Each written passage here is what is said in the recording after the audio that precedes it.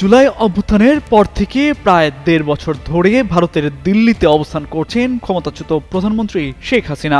আন্তর্জাতিক অপরাধ ট্রাইব্যুনাল তার বিরুদ্ধে মানবতা বিরোধী অপরাধের মামলায় মৃত্যুদণ্ডের ঘোষণা দিলেও বিষয়টি এড়িয়ে যাচ্ছে ভারত। ফেরত পাঠানোর জন্য বাংলাদেশের পররাষ্ট্র মন্ত্রণালয় থেকে চিঠি দিলেও মেলেনি কোনো সাড়া। সবশেষ ইনকিলাব মঞ্চের মুখপাত্র শরীফ ওসমান হাদির হত্যাকারীদের ভারতে পালানোর ঘটনায় শুরু হয় দুই দেশের মধ্যে টানাপোড়েন।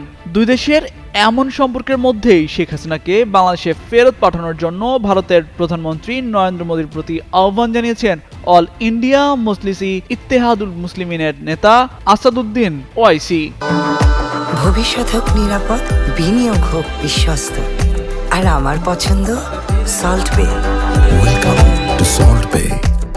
হিন্দুত্ববাদী সংগঠনগুলোর চাপে এবছর আইপিএলে খেলতে পারবেন না pacer Mustafizur Rahman. Kolkata night Riders নিলামে কিনলেও তাকে বাদ দিয়েছে দলটি।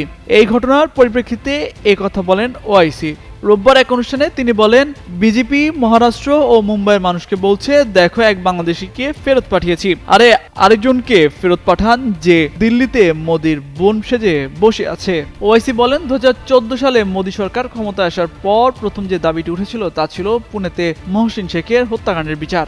আবার জলগাঁওয়ে সুলেমান পাঠানকে তার নিজের বন্ধুরাই পিটিয়ে হত্যা করে শহীদ করে দিল বলেও উল্লেখ করেন তিনি।